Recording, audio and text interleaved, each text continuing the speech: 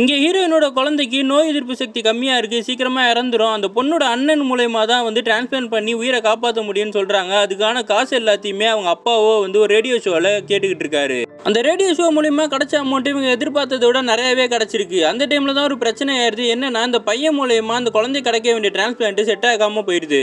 இவங்க பிரச்சனையில் இருக்காங்க. இருந்தாலும் வாழ்க்கையை பார்க்கணுன்னு அந்த குழந்தையோட அப்பா அவன் பையனை கூப்பிட்டுக்கிட்டு வேலைக்கு வந்துடுறாரு. அதே டைமில் அந்த குழந்தைய அவங்க அம்மா தான் கூட இருந்து பார்த்துக்கிறாங்க. எந்த எதிர்ப்பு சக்தியும் அண்டாத மாதிரி ஜெம்ஸ் எல்லாம் க்ளீன் பண்ணிக்கிட்டே இருக்காங்க.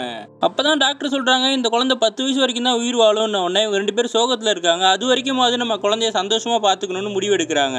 ஆனால் டாக்டர் சொன்னதுக்கு எதிர்மறையா இந்த குழந்தை 13 வயசு வரைக்கும் வாழ்ந்துருது. இவங்க எல்லாருமே ஆச்சரியத்தில் இருக்காங்க. 4 பேரும் சேர்ந்து இதுக்கப்புறம் நம்ம லண்டனில் இருக்க வேணான்னு கிளம்பி இந்தியாக்கே வந்துடுறாங்க. இங்கே வந்ததுக்கப்புறம் அந்த பொண்ணை ஸ்கூல்லலாம் சேர்த்து விட்டு எல்லாரும் மாதிரி நார்மலாக தான் சுற்றிக்கிட்டு இருக்கா. ஒரு நாள் அவங்க வீட்டில் கிறிஸ்மஸ் செலிப்ரேட் பண்ணிக்கிட்டு இருக்காங்க. அப்போ அந்த பொண்ணு மயங்கி போய் விழுந்துடுறா. எல்லாருமே பதறி போய் ஹாஸ்பிட்டலுக்கு கூட்டு போய் பார்த்தா இந்த பொண்ணுக்கு இப்போ ஆர்கன்லாம் டேமேஜ் ஆக ஆரம்பிச்சிருச்சு. இன்னும் கொஞ்ச நாள் அந்த பொண்ணு செத்து போயிடுவான்னு தெரிஞ்ச உடனே இவங்களாம் ரொம்ப கஷ்டத்துக்கு போயிடுறாங்க.